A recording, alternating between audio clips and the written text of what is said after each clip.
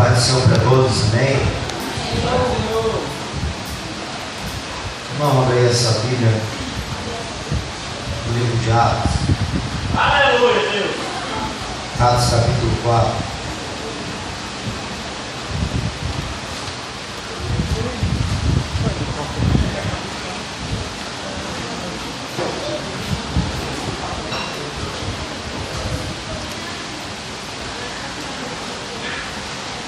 Atos capítulo 4.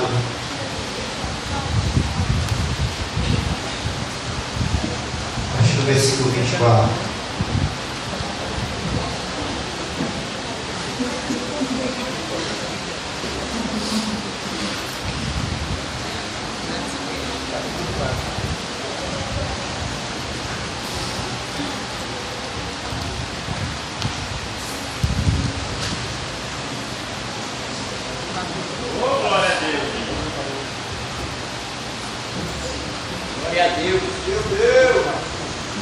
A gente diga amém? Amém. Versículo 24 diz: ouvindo eles isto, unânimes, levantaram a voz a Deus em oração: Senhor, eis o que fizeste o céu, a terra, o mar e tudo o que neles há. O disseste pela boca de Davi teu servo. Porque bramam as gentes e os povos pensam coisas vãs. Levantam-se os reis da terra e os príncipes se ajuntam a uma contra o Senhor e contra o seu ungido, verdadeiramente contra o teu santo Filho Jesus.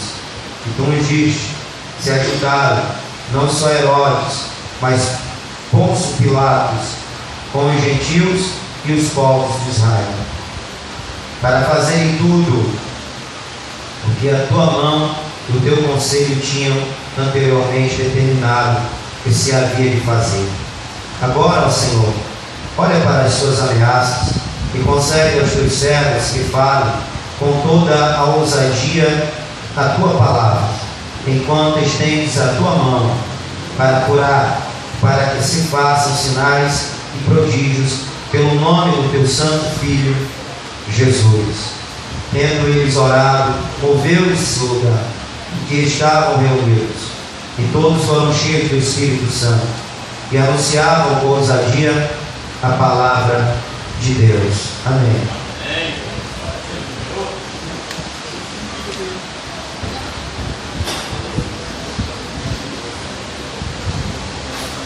Amém.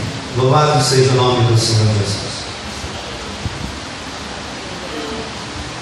Irmãos, nós temos firmado nos nossos corações propósitos. A igreja ela deve ter objetivos, ter metas, ter propósitos, ter planos, ter sonhos. Nós não podemos viver sem isso. Nós não podemos ser uma comunidade que não tem um objetivo, que não tem um propósito, uma meta a alcançar. Nós devemos firmar um propósito como cristãos, como igreja. Afinal, eu creio muito que nós fomos criados. Quando Deus nos criou, Ele pensou algo a nosso respeito. Ele planejou algo a nosso respeito. A nossa estadia na terra, o nosso tempo na terra, tem um plano de Deus sobre nós, acerca de nós. Nós não estamos aqui ao léu, nós não estamos aqui sem um motivo, sem uma causa, sem um propósito. Existe um propósito divino para as nossas vidas. Nós temos que conhecer isso.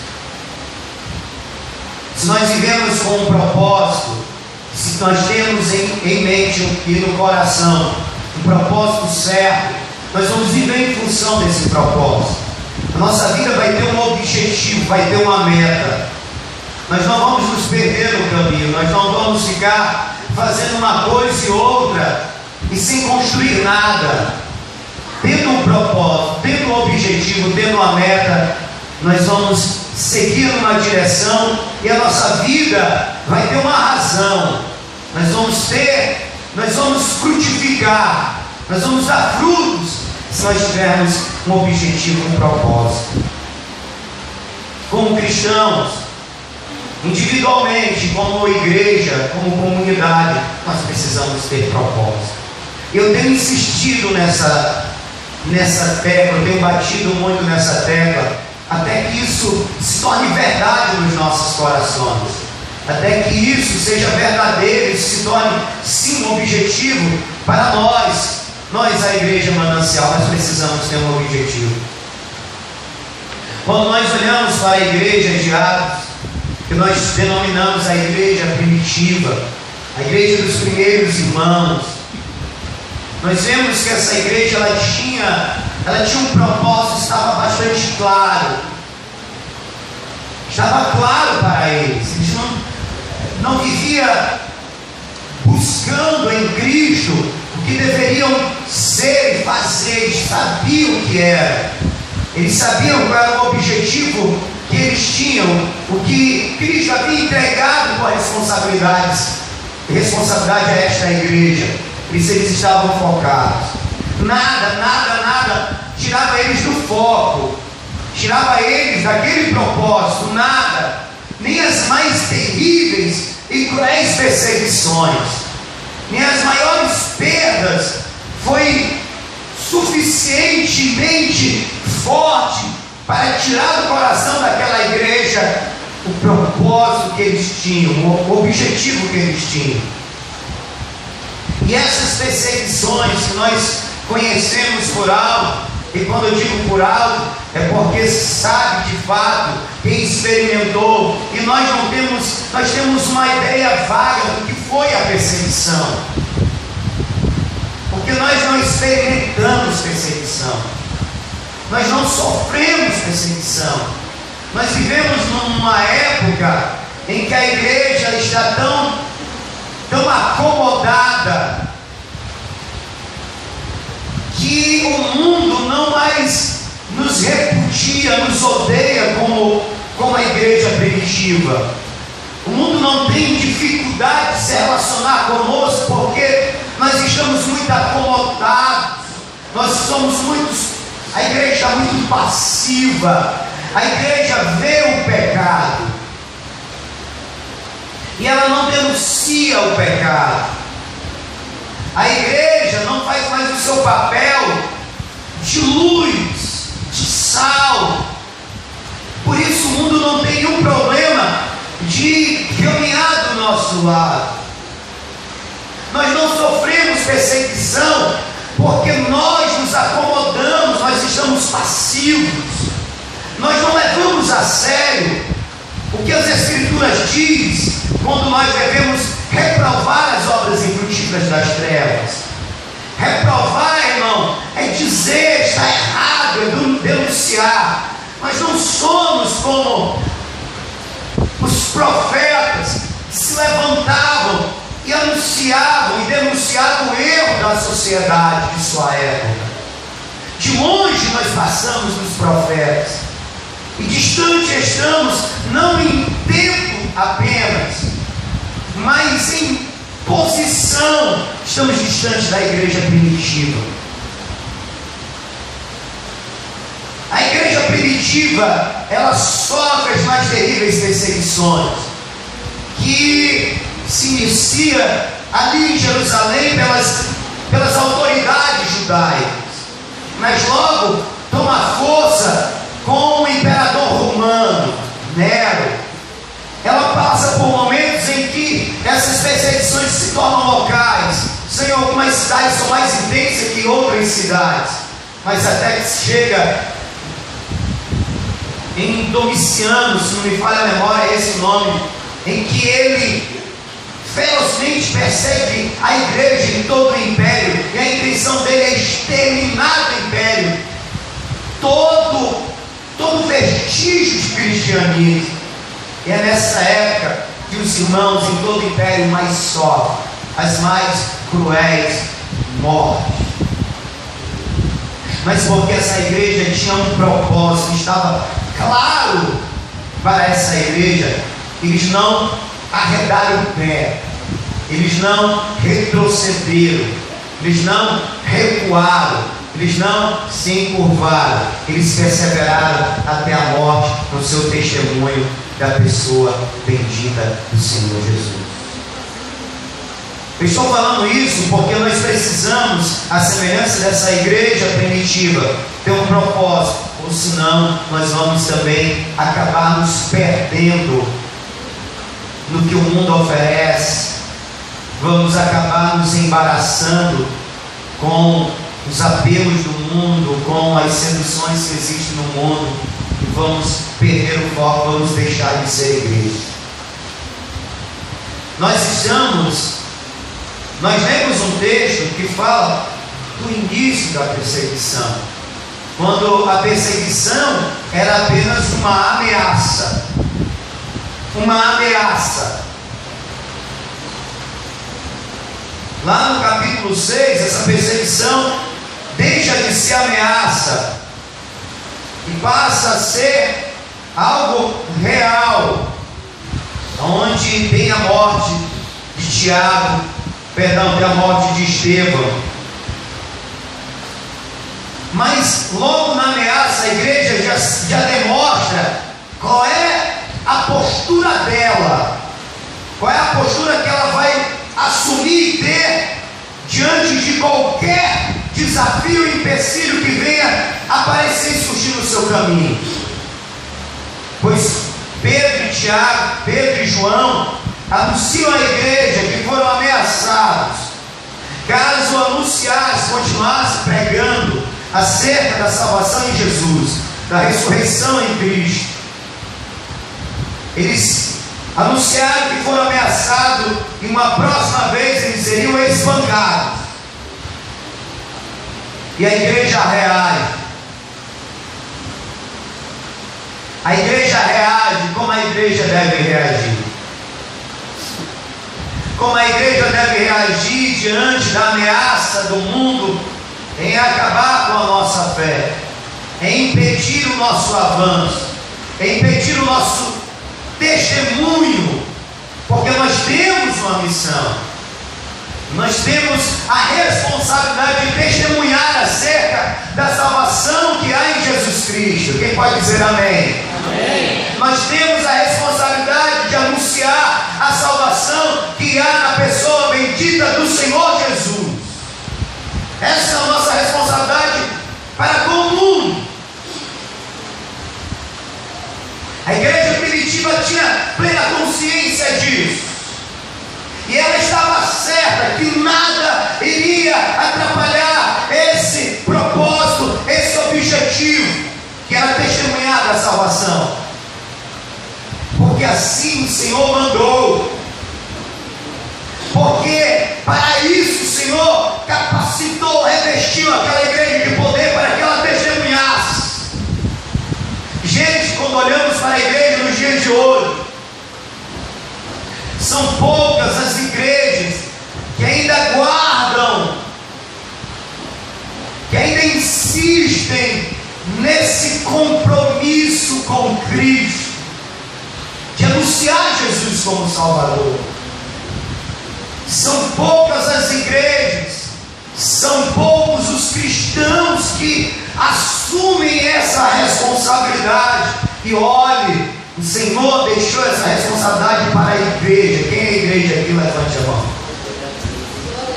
Essa responsabilidade é nossa. O Senhor Jesus teve tanto cuidado para que isso fosse levado a sério, que Ele derramou o seu Espírito e disse: recebereis poder ao descer sobre vós o Espírito Santo, e sereis minhas testemunhas. Ou seja, Jesus estava dizendo: olha, vocês serão minhas testemunhas, e para que vocês sejam minhas testemunhas eficientes, eficazes, eu vou encher vocês do poder do alto.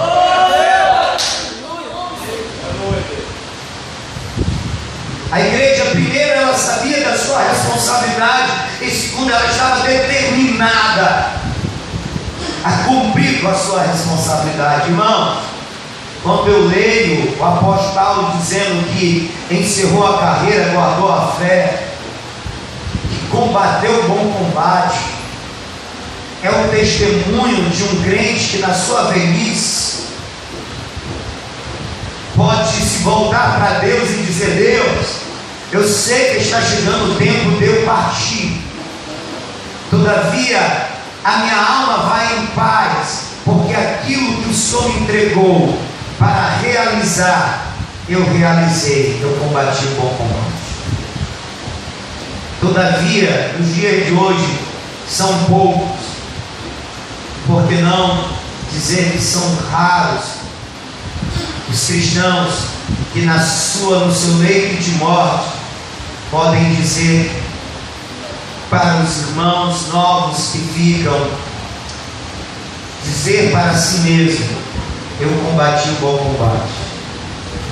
Ou seja, aquilo que foi determinado para mim, aquilo que Deus estabeleceu para mim na eternidade, eu cumpri a risca e parto em paz. É como um trabalhador que, ao chegar de manhã cedo, o seu supervisor, coordenador, lhe entrega uma tarefa e diz: Beltrano, a tua tarefa do dia é essa. Tu pode até sair mais cedo ou mais tarde, desde que você cumpra essa tarefa. Essa é a tua tarefa do dia. O cara trabalha o dia todo, ele tem um foco, nada vai distrair ele sai para o almoço, ele retorna focado: terminei nesse ponto, vou continuar a partir dele, e quando ele termina a tarefa do seu dia, ele tem um alívio na alma. Graças a Deus, terminei a minha tarefa que me foi dada. Posso chegar ao meu supervisor e dizer: fiz tudo conforme tu me instruíste, posso ir para casa em paz. Poucos são os cristãos que podem chegar na sua velhice e, a semelhança de Billy Graham, se aposentar com seus quase 90 anos, porque não tem mais a mesma voz, não tem mais o mesmo fôlego para pregar, não tem mais o mesmo vigor para fazer viagens, passar meses fora, não tem mais a mesma saúde, mas que pode se aposentar, porque aquilo que lhe foi entregue por responsabilidade da parte de Deus, ele cumpriu a risca, e pode chegar diante de Deus e dizer: Senhor, enquanto havia vigor no meu corpo, havia saúde no meu corpo, eu trabalhei com toda intensidade que podia, e agora, Senhor, eu tenho almas, centenas e milhares de almas para te apresentar. Eu combati o bom combate.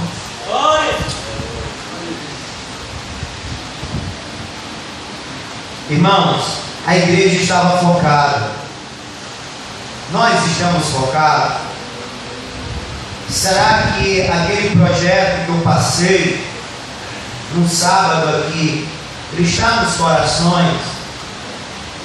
Será que você, como membro desta igreja, você compartilha do mesmo sonho, do mesmo objetivo? Se compartilha, vamos fazer uma prova simples.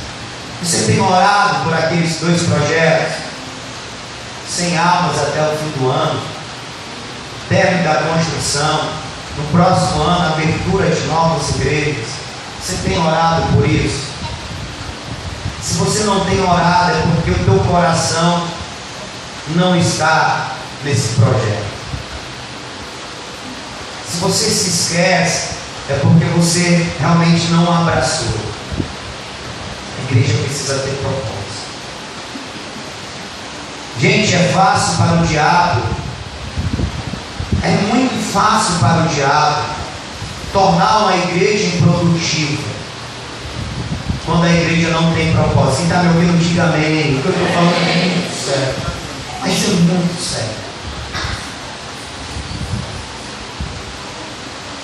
Você já reparou em alguém que tenta fazer várias coisas ao mesmo tempo e acaba terminando o dia sem fazer nada completo? Você já passou por isso? Já viu alguém frustrado porque tentou fazer várias coisas no decorrer de um tempo e acabou desistindo porque tentou abraçar muita coisa e não deu conta de tudo e não fez nada por completo? Você sabia que o diabo trabalha ferozmente para que a igreja seja assim? Ela não tenha um foco, não tenha um propósito, não tenha um objetivo, e ela fique atrás de fazer várias coisas ao mesmo tempo, não faça nada direito, nada perfeito. Por isso que eu digo, se nós não tivermos um plano, se nós não tivermos um propósito, vai ser muito fácil para o diabo nos colocar nessa condição de igreja que quer fazer muita coisa, que intenta fazer muita coisa e acaba não fazendo nada. É o que ele faz, sabe? É o que ele faz por aí. Uma igreja estava com um propósito, estava focada, ela não ia abrir mão. Diante da ameaça, o que é que essa igreja faz? Ela usa da ferramenta que a igreja tem para vencer os poderes das trevas, porque a igreja entende que Satanás estava levantando os opositores. A igreja sabe que ela não briga com homens, ela não briga com governos humanos, com liderança humana. A batalha da igreja é contra os poderes das trevas. E o que a igreja pode usar como ferramenta para vencer os poderes das trevas? A oração. E de novo eu quero insistir na utilização dessa ferramenta. Uma igreja com propósito, primeiramente, é uma igreja que ora. É claro, é uma igreja que observa com todo cuidado o cumprimento da palavra, que vive a palavra. Mas tirando a palavra, eu quero falar da igreja que ora. A igreja que tem propósito é uma igreja que ora. Ela ora para que Deus revista ela de poder. Ela ora para que seja frutífera.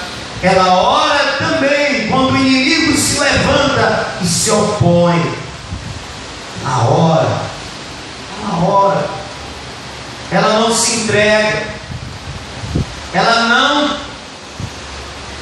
desiste de fazer o que estava fazendo e vai procurar fazer outra coisa. Ela não sai do foco. Ela persiste. Você sabe a diferença de um crente que inicia as coisas e termina, e um crente que inicia muitas coisas e não termina nada? É que um crente que inicia algo e termina é um crente que tem perseverança como virtude. Ele é persistente. E a igreja tem que ser perseverante. Ela tem que perseverar na oração, porque é uma arma poderosa. Nós não vamos vencer o diabo anunciando: olha, diabo, nós vamos continuar fazendo. Nós vamos vencer o diabo de joelhos no chão. Nós vamos vencer o diabo intensificando a nossa oração, orando mais vezes. Nós vamos vencer o diabo somando essa oração jejuns. Nós vamos vencer os poderes das trevas que se opõem a nós, fazendo vigílias, campanhas de oração. É assim que a igreja vence o adversário. Não tem outro jeito. Se unindo em oração. Estava lendo ontem, Jesus sobe do monte e passa uma noite, uma madrugada em vigília orando. porque ele tem uma decisão difícil para tomar. Ele tem que escolher os 12 apóstolos. Ele passa a noite em oração, conversando com o Pai, pedindo a direção. Sabe o que é o mais lindo da história? Que Jesus não precisava de uma direção. Ele não precisava que o Pai revelasse a ele quem seriam os 12, porque ele é onisciente, ele conhecia quem seria. Quem está me ouvindo, diga amém. Jesus sabia quem havia de escolher, e é onisciente. Mas para nos deixar um exemplo de que nós cristãos, nós igreja, ao tomarmos decisões, nós precisamos consultar a Deus. E se essa resposta não vem logo, nós devemos intensificar a nossa oração, até que a resposta venha. Jesus passa uma noite inteira, e é pela manhã que ele vai e chama os 12. Sabe, gente, tem pessoas que até iniciam na vida de oração, mas são derrotados, se frustram. Por quê? Porque em levantando as perseguições, essa pessoa logo deixa de orar. Levantando a oposição, que oposição o inimigo faz? Algumas altamente espirituais, outras altamente natural. É um chefe que se levanta e diz: olha, agora você vai ter que fazer hora extra. Isso é natural. Espiritual, uma dificuldade para orar. Eu dobro meu joelho e parece que o céu está cerrado, parece que o céu é de bronze, parece que a minha oração não sobe. Tenho dificuldade de pronunciar palavras, tenho dificuldade de organizar os meus pensamentos. O que é isso, pastor? Isso é batalha espiritual. Isso é inimigo se opondo à nossa vida de oração. E o que eu faço, pastor? A Bíblia é bem clara: resistir firmemente o diabo na fé, e ele fugirá de vós. É a perseverança, é continuar insistindo, é continuar batalhando. Embora que eu ore pouco, embora que eu não consiga nem orar como eu orava antes, mas eu estou insistindo, eu estou perseverando, eu estou lutando. E Satanás, por mais que ele exerça força e tenta colocar confusão na minha mente quando eu me ponho a orar, mas na verdade ele está fraquejando, ele está perdendo as forças. Por quê? Porque eu estou orando, eu estou insistindo, eu estou batendo. Aleluia! As forças de Satanás vão minguando, até que ele parte em retirada, e nós, perseverando na oração, nós levantamos triunfantes.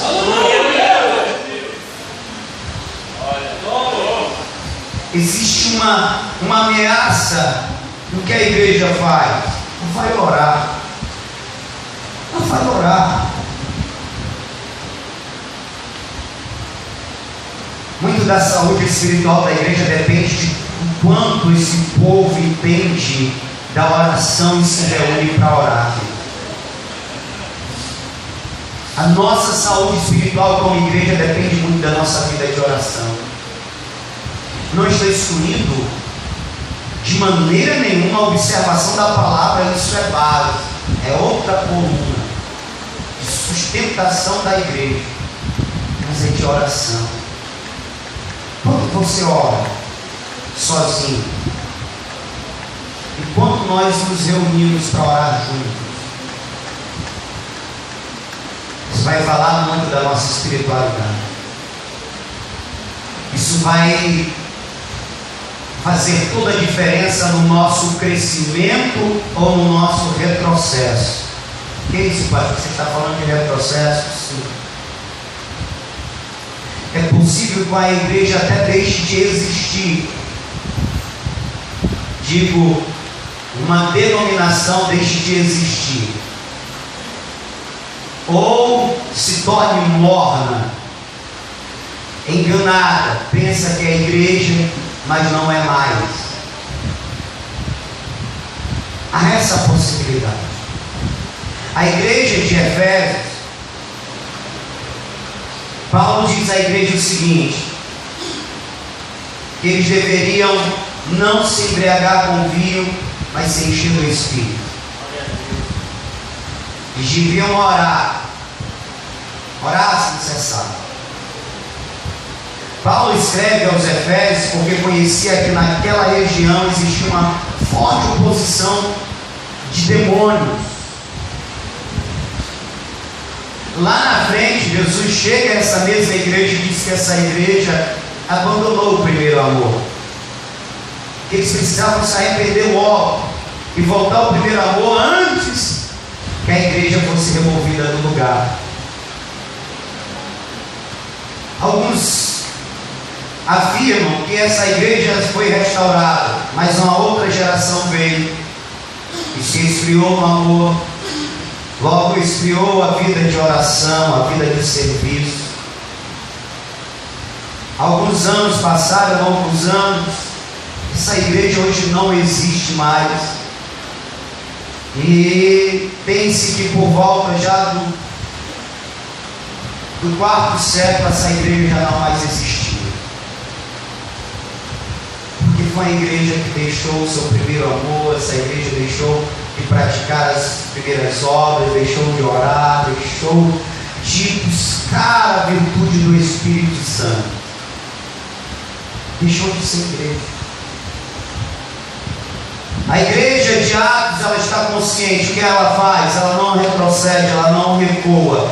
Esse aqui estão no meio também aqueles 120 que foram revestidos de poder, mas os mesmos 120 foram revestidos de poder antes de serem revestidos, eram crentes medrosos que estavam trancafiados com medo da perseguição justamente.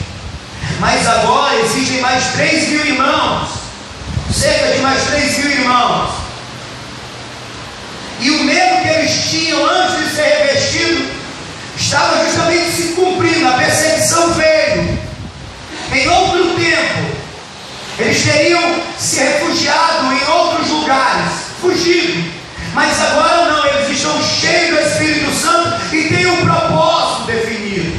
Então o que é que eles fazem cheios do Espírito Santo? Eles buscam a Deus em oração. Crente cheio do Espírito Santo, ele busca a Deus em oração em todas as suas dificuldades.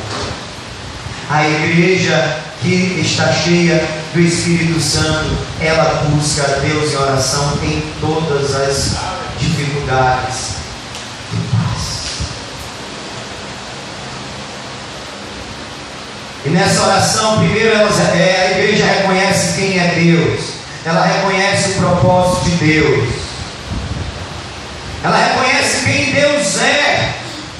Oh, irmãos, quando ouviram isso, unânimes, levantaram a voz a Deus em oração. Eram unânimes, não eram somente os apóstolos, não eram somente os presbíteros, não eram somente os diáconos, os obreiros, era a igreja, eram todos se levantaram a uma só voz, porque todos tinham o mesmo propósito. Essa oração subiu diante de Deus, não com muitas vozes, mas com uma só voz, porque existia um único propósito. Era como se todos fossem um em oração. Você entende isso? Não era uma liderança que estava orando apenas, era toda a igreja. Gente, vamos ser uma igreja que ora. Povo de Deus, vamos ser uma igreja que busca Deus em oração.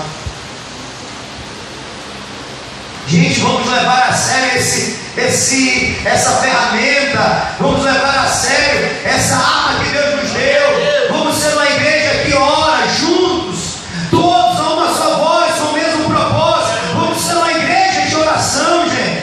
Aleluia. Todos unânimes. Essa igreja conhecia o Deus a qual servia. Tu és o Senhor que fizeste o céu, a terra, o mar e tudo que nele há. Vamos ser uma igreja que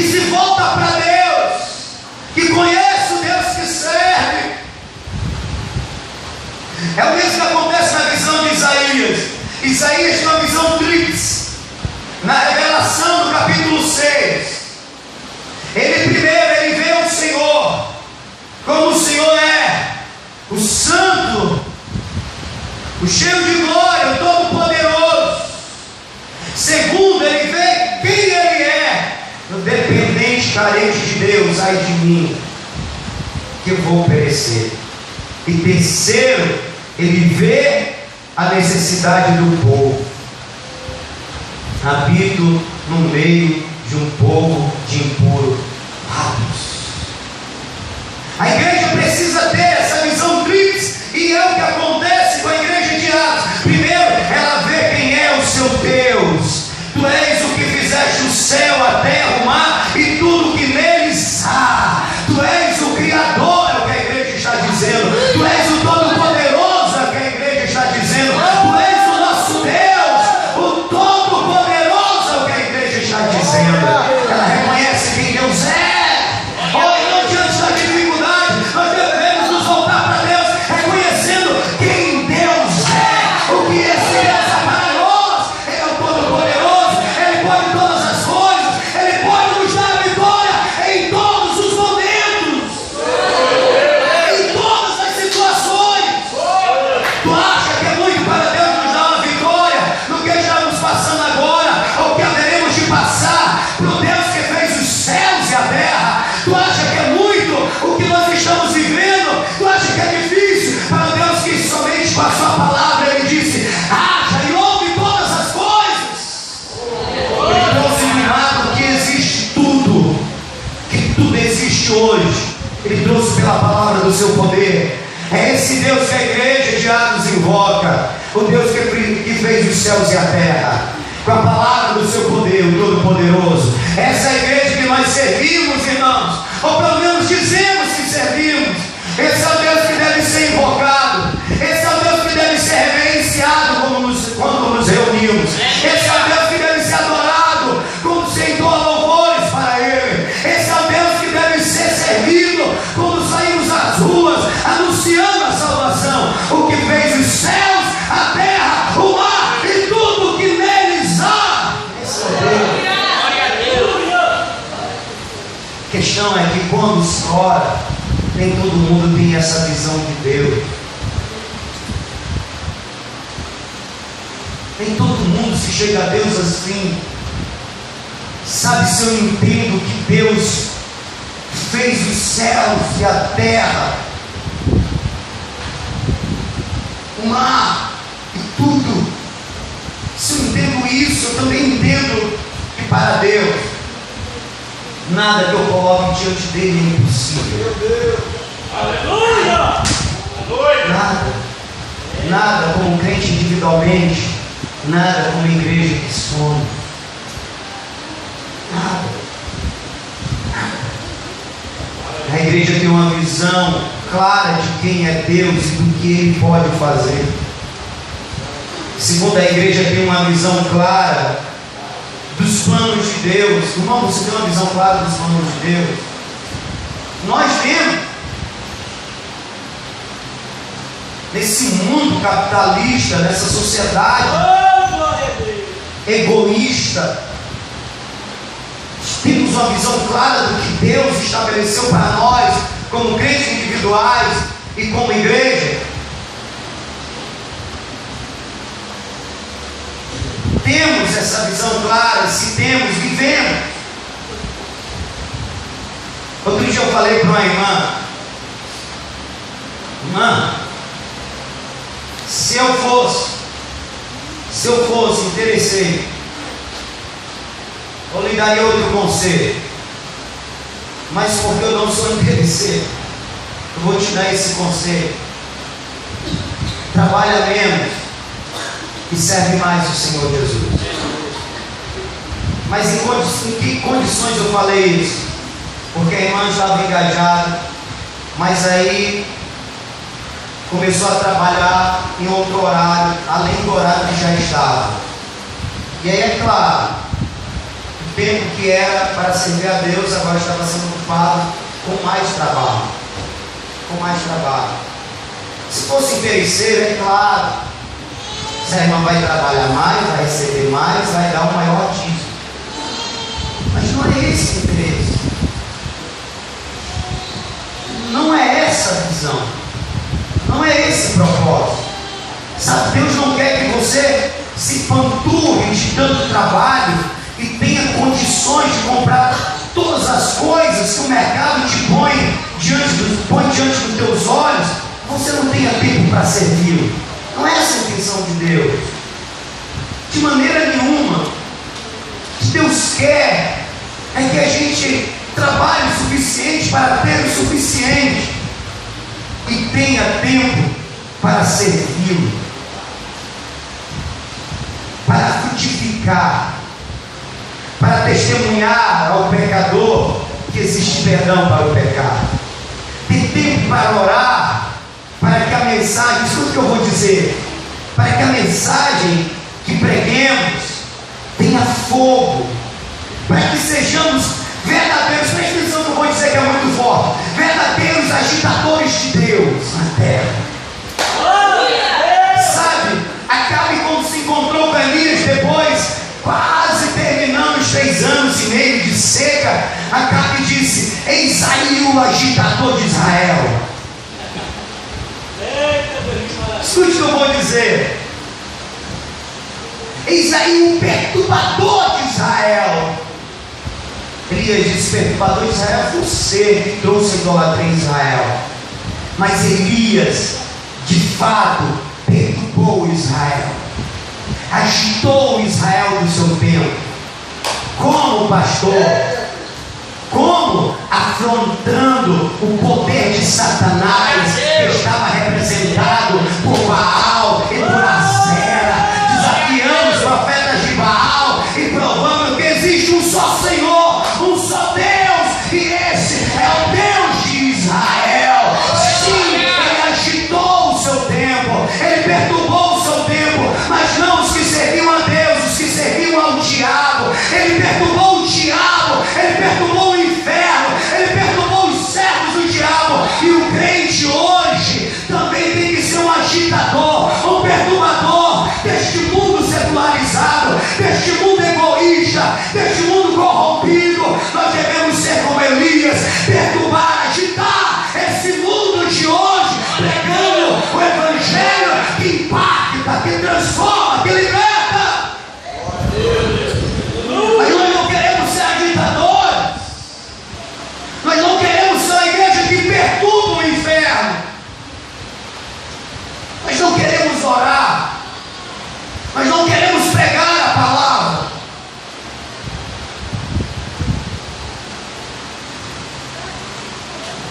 Paulo, aonde chegava, ele perturbava a cidade. Gente, ele perturbava os adoradores dos falsos deuses, ele perturbava os demônios que agitavam, que dominavam aquela cidade, ele perturbava o inferno que estava, bem sossegado antes de Paulo chegar.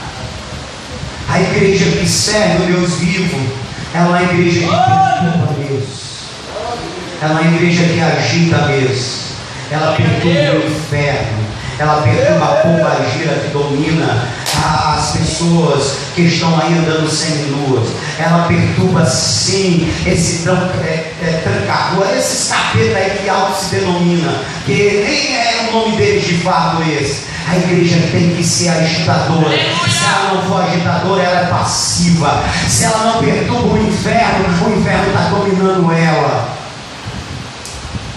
O inferno está oprimindo essa igreja. Eu estou terminando. Mas é uma igreja que tem consciência dos planos de Deus, e que sabe que faz parte desses planos. Quem está me ouvindo, diga amém. Amém. Você entende isso? Você tem consciência disso, de que você faz parte dos planos de Deus para agitar o mundo? Começar deste bairro. Sabe que estamos perturbando o inferno aqui nesse bairro? propósito sim de agitar este bairro, de perturbar esse bairro e os outros bairros e essa cidade e esta nação. Estamos dispostos a pagar o preço.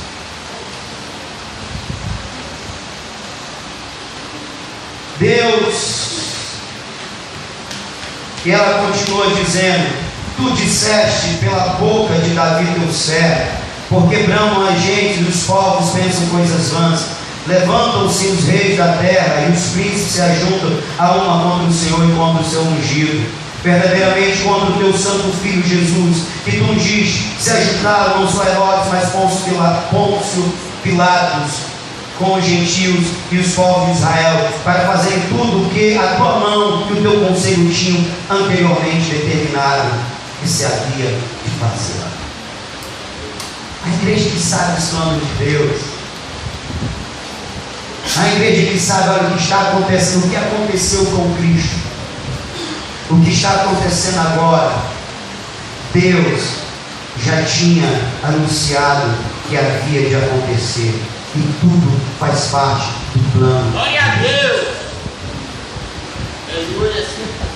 Tudo faz parte do plano de Deus. A nossa saída daquela igreja faz parte do plano de Deus.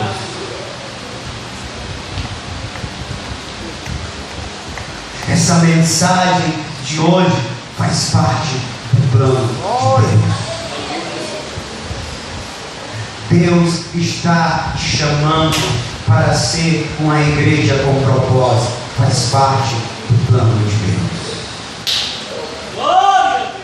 Deus já havia anunciado: as nações se levantarão.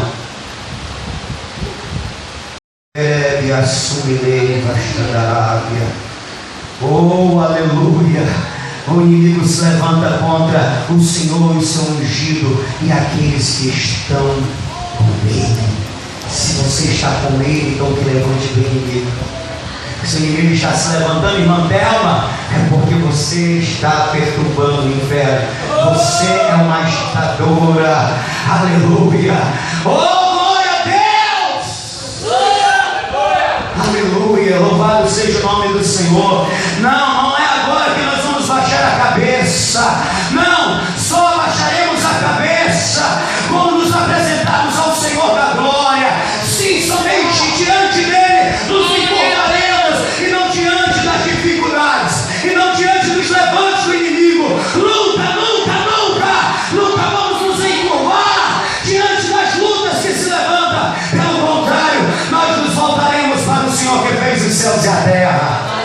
Nós buscaremos nele poder, nós buscaremos nele virtude, nós buscaremos nele a força para vencer todo e qualquer desafio.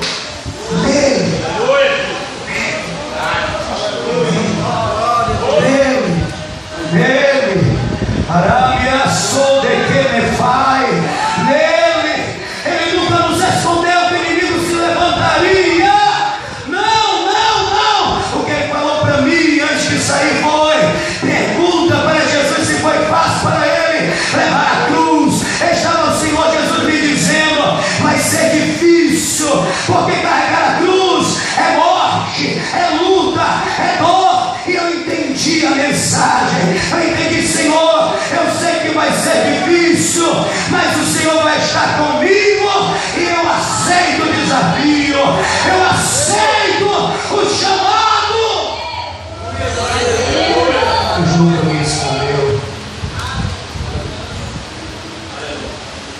E para encerrar, é uma igreja que olha para si. Agora, ó Senhor, olha para as suas ameaças e concede aos teus servos que falem com toda ousadia a palavra, enquanto estendes a tua mão para curar e para que se façam sinais, prodígios, pelo nome do teu santo Filho Jesus.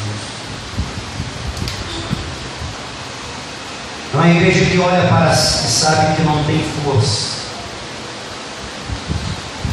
Quem era a igreja primitiva contra o domínio de Roma, contra o domínio dos judeus, da liderança, do sinédrio, dos sacerdotes? dos escribas, dos homens poderosos. E Roma, que dominava todo mundo, quem era essa igreja de 3.000 almas, ou quase 5, não tinha força. O que essa igreja faz? Ela ora, gente. Gente, ela ora. E ela ora com um objetivo. Sabe, ela não fica perdida na oração. O que é que eu vou pedir?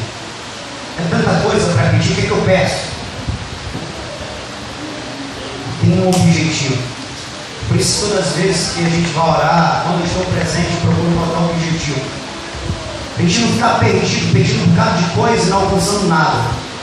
Tem um objetivo. Ela tem um objetivo. Senhor, concede aos teus servos que falem com toda a ousadia, enquanto estende a tua mão para curar, para que se façam sinais e prodígios pelo nome do teu santo Filho, Jesus. Ela pede basicamente duas coisas: coragem e virtude. É o que a gente está precisando. Coragem e virtude. Coragem e virtude. Porque se a gente tiver coragem, a gente vai sair às ruas. A gente vai continuar lutando. A gente vai continuar dobrando o joelho. E mesmo que Deus nos responda, porque a luta está travada, a gente vai continuar orando. Até Deus nos responder. Sabe, a gente não vai ter medo de orar sozinho à noite, de madrugada, porque o cão pode aparecer. Se nós tivermos coragem, nós não vamos ter medo de entrar nos becos onde a polícia nem entra. No bairro onde a polícia tem dificuldade de entrar. Não. Se tivermos coragem, nós vamos a todos os lugares que o Senhor nos mandar. Se tivermos coragem, nós vamos abrir mão do que for preciso para honrar o chamado do Senhor, se tivermos coragem. E se tivermos poder, irmão, não vai ter demônio que vai resistir à nossa presença. Se tivermos poder nas nossas vidas, se tivermos autoridade nas nossas vidas, oh aleluia, não vai ter demônio que vai resistir à nossa presença. Aonde chegarmos, o inferno vai ser despovoado, vidas vão ser libertas, curadas. Oh aleluia, se tivermos poder, até mesmo os incrédulos terão que se render ao testemunho dos sinais e prodígios que Deus realizará no nosso meio e através de nós. Se tivermos poder, aleluia, se tivermos poder e autoridade, quando a igreja anunciar, irmãos, a próxima campanha vai ser na rua X ou na rua Y, o inferno já vai se estremecer, os demônios já vão ficar apavorados, já vão ter que se organizar e dizer: nesse dia não tem macumba, nesse dia não tem despacho, nesse dia nós não vamos poder operar naquela área, porque a igreja vai chegar ali. E onde eles chegam, o nosso poder é neutralizado. Se a igreja receber poder.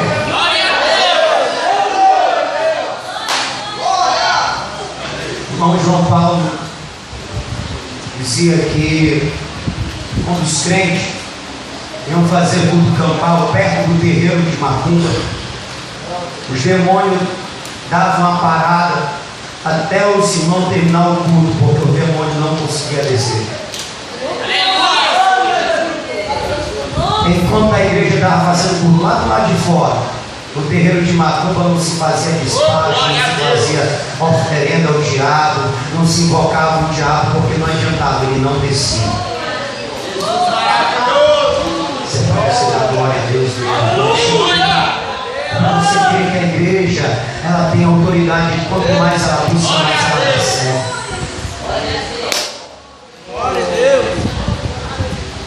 Ela pediu duas coisas: coragem e virtude. Gente, para a gente continuar no nosso propósito, primeiro nós temos que ter um. Segundo, nós temos que orar juntos. Terceiro, nós temos que conhecer o Deus a quem buscamos e servir. Quarto, nós devemos conhecer que existe uma oposição, mas não devemos temer essa oposição.